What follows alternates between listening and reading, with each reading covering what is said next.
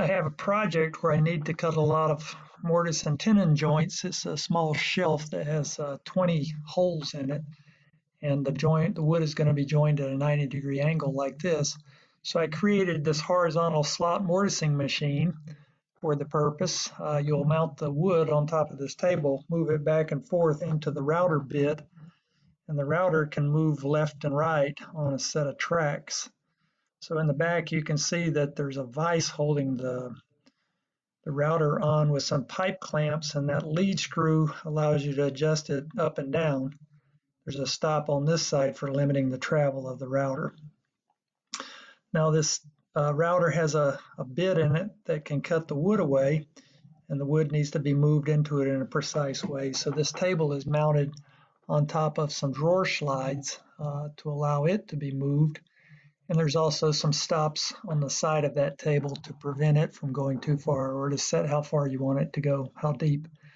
Over here, the stop system has a small ruler so that you can set that width of the cut in a precise way with a stop on the left and right sides of the machine. So this is my horizontal slot mortiser, and I'll show you cutting those pieces of wood.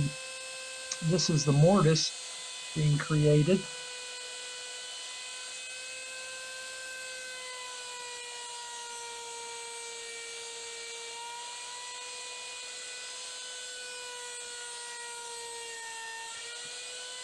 I think I'll get faster as I get used to using it.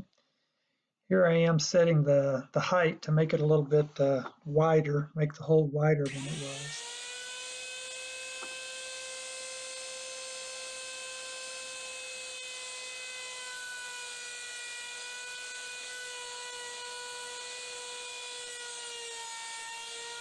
I'll add a chip collection system later. Now this is the other piece. It's going to have the tenon, which is a small tongue of wood that's going to stick out.